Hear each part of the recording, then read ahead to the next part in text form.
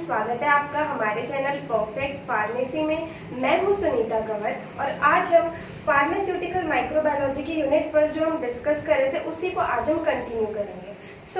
जो टॉपिक्स आज हम डिस्कस करने वाले हैं, फर्स्ट टॉपिक है raw materials used for culture media. मतलब कल्चर मीडिया के अंदर जो रॉ मटेरियल्स यूज होते हैं उनके बारे में हम जानेंगे। नेक्स्ट है फिजिकल पैरामीटर्स फॉर ग्रोथ, मतलब बैक्टीरिया की ग्रोथ के लिए जो फिजिकल पैरामीटर्स रिस्पॉन्सिबल होते हैं वो हम इसके अंदर डिस्कस करेंगे। नेक्स्ट है बैक्टीरियल ग्रोथ कर्व, मतलब बैक्टीरिया का जो ग्रोथ कर्व होता है वो किस तरीके से होता है उसे हम इसके अंदर डिस्कस करेंगे। आज के टॉपिक स्टार्ट करने के पहले अगर आपको हमारे चैनल की वीडियोस हेल्पफुल लगती हैं तो प्लीज़ हमारे चैनल को सब्सक्राइब करें और अपने फ्रेंड्स के साथ भी शेयर करें।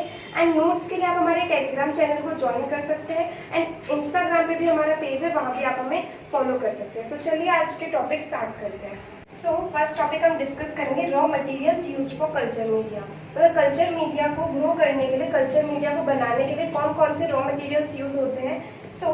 सबसे पहला रॉ मटेरियल है वाटर, सेकेंड है इलेक्ट्रोलाइट्स, थर्ड है पेप्टोन, फोर्थ है मीट एक्सट्रैक्ट, फिफ्थ है ईस्ट एक्सट्रैक्ट, सिक्स्थ है कार्बोहाइड्रेट्स, सेवेंथ है ब्लड और सीरम एंड एट्थ है अगार। ये सारे जो है ये रॉ मटेरियल्स कल्चर मीडिया में यूज होते हैं। तो अब ये किस किस तरीके से, क्या क्या यूज किस तरीके से होते हैं वो अभी हम डिस्कस करेंगे। सबसे पहला रॉ मटेरियल जो है वो है वाटर। वाटर को कल्चर मीडिया के अंदर सॉल्वेंट के रूप में यूज किया जाता है। देन जो वाटर यूज किया जा रहा है वो ऐसा होना चाहिए जो कि बैक्टीरियल ग्रोथ को इनहिबिट ना करे। अब जो वाटर जो यूज हो सकते हैं वो डिस्टिल्ड वाटर या फिर डीआयोनाइज्ड वाटर, इन्हें जो है जनरली सॉल्वेंट के रूप में यूज किया जाता है। देन नेक्स्ट आते हैं इलेक्ट्रोलाइट्स। इलेक्ट्रोलाइट्स जो होते हैं ये बेसिक एलिमेंट्स प्रोवाइड करते हैं सेल को, जो कि जरूरी होते हैं मेटाबॉलिक प्रोसेसेस के लिए। एंड मेटाबॉलिक प्रोसेस हो गए जैसे सेलुलर रेस्पिरेशन, इसके लिए रिस्पॉन्सिबल होते हैं वो बेसिक एलिमेंट्स जो है वो इलेक्ट्रोलाइट्स के द्वारा प्रोवाइड किए जाते हैं। नेक्स्ट जो रॉ मटेरियल है वो आते हैं पेप्टोन्स। पेप्टोन्स जो होते हैं वाटर सॉल्युबल प्रोडक्ट होते हैं जो कि प्रोटीन के हाइड्रोलाइसिस से मिलते हैं। अब जो पेप्टोन्स एनिमल प्रोटीन से मिलते हैं वो होते हैं सोर्स नाइट्रोजन के, एंड जो पेप्टोन्स जो है प्लांट से मिलते हैं वो होते हैं कार्बोहाइड्रेट के सोर्स। अब जो पेप्टोन भी होते हैं ये भी अलग अलग यूज में आते हैं। प्रोट्यूस पेप्टोन जो होता है ये टॉक्सिन प्रोडक्शन के लिए यूज होता है। एंड जो ट्रिप्टोन होता है वो जो होता है अमीनो एसिड प्रोवाइड करता है मीडिया को। नेक्स्ट रॉ मटेरियल है मीट एक्सट्रैक्ट। मीट एक्सट्रैक्ट क्या होता है? These mainly contain degraded protein products. However, inorganic salts, carbohydrates and growth factors are also present. तो मीट एक्सट्रैक्ट जो होता है इसमें मेनली जो है डिग्रेडेड प्रोटीन प्रोडक्ट्स प्रेजेंट होते हैं एंड साथ ही साथ inorganic salts, carbohydrates and growth factors जो है वो भी इसके अंदर प्रेजेंट होते हैं। नेक्स्ट जो रॉ मटेरियल है वो है east extract. These act as stimulants for bacterial growth in the culture media. तो ईस्ट एक्सट्रैक्ट क्या होता है? ये कल्चर मीडिया के अंदर बैक्टीरिया की ग्रोथ को स्टिमुलेट करता है, मतलब बैक्टीरिया की ग्रोथ को बढ़ाने में मदद करता है, उसे स्टार्ट होने में मदद करता है। Next it consist of the cell contents of yeast without the cell wall.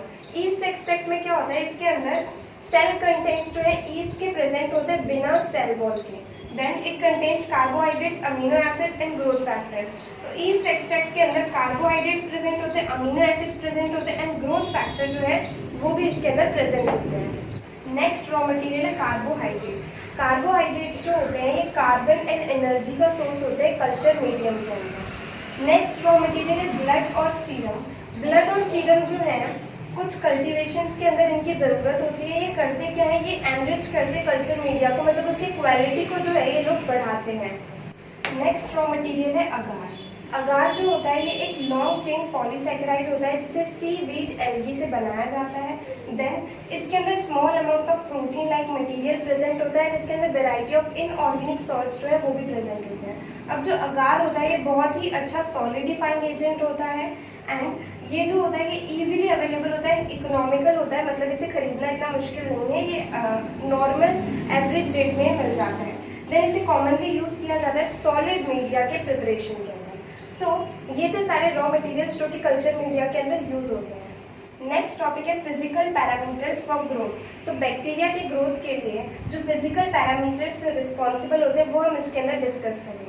So first parameter है ऑक्सीजन, सेकेंड है टेम्परेचर, थर्ड है पीएच, फोर्थ है ऑस्मोटिक प्रेशर, फिफ्थ है वाटर, सिक्स्थ है लाइट एंड सेवेंथ है CO2। अब one by one ये physical parameters किस तरीके से ग्रोथ में हेल्प करते हैं, किस तरीके से ग्रोथ के लिए रिस्पॉन्सिबल होते हैं, वो हम डिस्कस करेंगे।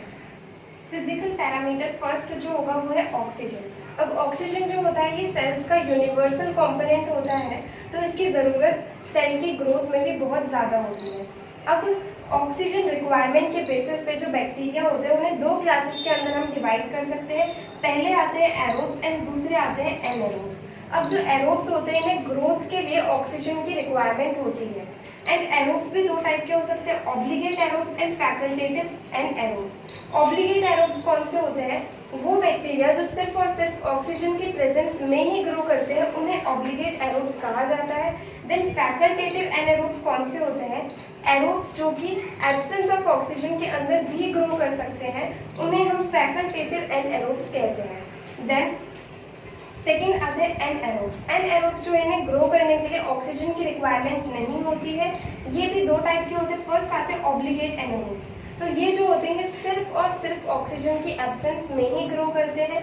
एंड सेकेंड इसके अंदर आते हैं फैकल्टेटिव एरोब्स, तो ये वो एनारोबिक बैक्टीरिया होते हैं जो कि ऑक्सीजन की प्रेजेंस में भी ग्रो कर सकते हैं। तो इस तरीके से ऑक्सीजन जो है ये फिजिकल पैरामीटर है बैक्टीरिया की ग्रोथ के लिए।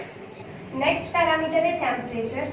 टेम्परेचर जो होता है ये मोस्ट इम्पॉर्टेंट फैक्टर होता है जो डिटरमाइन करता है rate of growth, multiplication and death of all living organisms.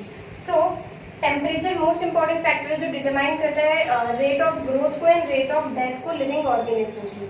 अब जो टेम्परेचर होते हैं तीन टाइप्स के हो सकते हैं। एक तो हो गया मिनिमम टेम्परेचर, एक हो गया मैक्सिमम टेम्परेचर एंड एक हो गया ऑप्टिमम टेम्परेचर। मिनिमम टेम्परेचर क्या होता है? सबसे कम टेम्परेचर जिसके ऊपर बैक्टीरिया ग्रो कर सकते हैं उसे मिनिमम टेम्परेचर कहा जाता है। देन सबसे ज़्यादा टेम्परेचर जिसके ऊपर बैक्टीरिया जो है वो ग्रो कर सकते हैं वो मैक्सिमम टेम्परेचर होता है। देन ऑप्टिमम टेम्परेचर क्या होता है? ऐसा टेम्परेचर जिस पर बैक्टीरिया जो है वो सबसे ज़्यादा रैपिडली ग्रो कर पाते हैं, उस टेम्परेचर को ऑप्टिमम टेम्परेचर कहा जाता है। ना टेम्परेचर के बेसिस पे जो बैक्टीरिया है उन्हें तीन क्लासेस के अंदर डिवाइड किया गया है। फर्स्ट आता है साइक्रोफाइल्स, सेकेंड आता है मीजोफाइल्स एंड थर्ड आता है थर्मोफाइल्स।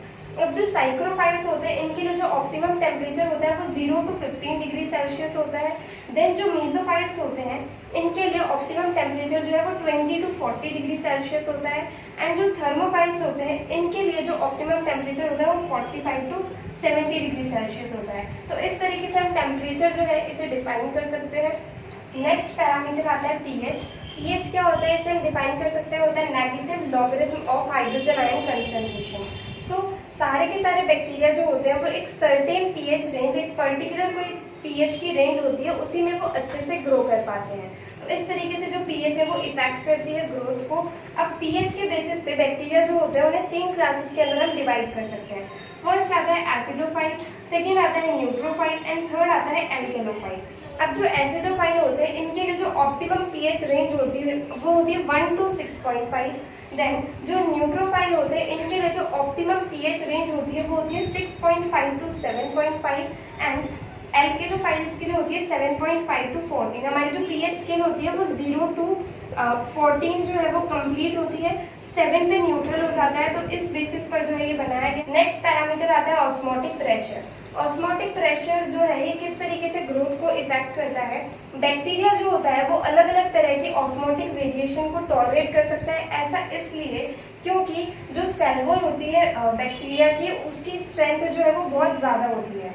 देन बैक्टीरिया जो है they can grow in media with varying contents of salt, sugar and other solutes. Bacteria जो होते हैं वो मीडिया के अंदर ग्रो कर सकते हैं, उसके अंदर अलग अलग क्वांटिटी के सॉल्ट, शुगर एंड दूसरे सॉल्यूट्स प्रेजेंट होते हैं, फिर भी वो ग्रो कर सकते हैं। ये जो होता है ये इसकी सेल वॉल की स्ट्रेंथ की वजह से होता है।